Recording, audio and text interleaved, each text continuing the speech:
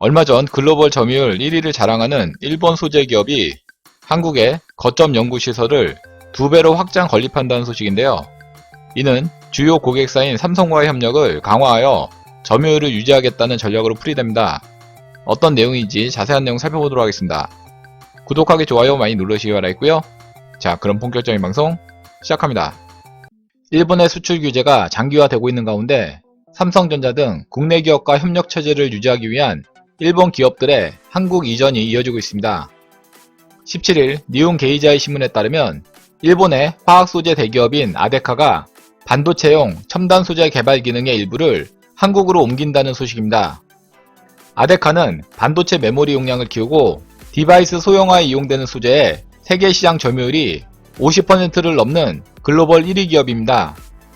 1917년 창립된 아데카는 도쿄 증시 상장업체로 2019년 회계연도 연결 매출이 3,041억엔으로 한화로 약 3조 3천억 원을 기록했으며 한국 등 13개 나라에 23곳에 해외 거점을 두고 있습니다.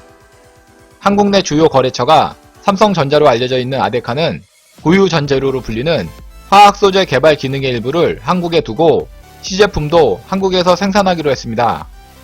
아데카는 이미 수억엔을 투자해 경기도 수원에 있는 연구 개발 거점을 2배로 확장하고 클린룸과 관련 장비를 설치해 차세대 소재를 시험 제작할 수 있는 환경을 갖춘 것으로 알려졌습니다.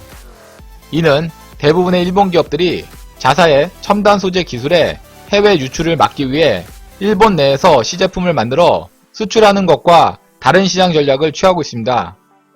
이와 관련하여 아데카가 만드는 소재는 일본 정부가 지난해 7월에 시작한 한국에 대한 수출 규제 대상에는 포함되지 않는다는 것입니다. 니혼 게이자이는 이들 소재 기업들이 기초 연구 부문을 제외한 개발 기능의 일부를 한국으로 옮겨 고객사와 협력 체제를 강화하고 시장 점유율도 지키고자 하는 포석이라고 분석했습니다. 한편 얼마 전 전국경제인연합회는 지난해부터 시행된 한국 소재 부품 장비 산업에 대한 일본의 규제를 완화하고 한일 정상회담을 조속히 열어달라고 일본 정부에 요청했습니다. 이에 대해 일본 정부는 신종 코로나 바이러스 감염증으로 일본 경제가 어려움을 겪고 있는 상황에서 한일 관계가 개선되기 위해선 양국 정부의 공동 노력이 필요하다고 강조했습니다. 도미타 대사는 향후 한일 경제 관계에 대해 기대를 나타냈습니다. 그는 한일 경제는 1965년 국교 정상화 이후 55년간 무역액이 100배로 느는 등 상호 보완적이고 윈윈 관계라면서 이번 비즈니스 트랙 도입이 한일 인적 왕래를 재활성화시킬 수 있다는 기대를 안고 있다고 말했습니다. 이처럼 일본 수출 규제 강화로 일본 기업들은 살아남기 위한 전략으로 한국 이전을 진행하고 있습니다.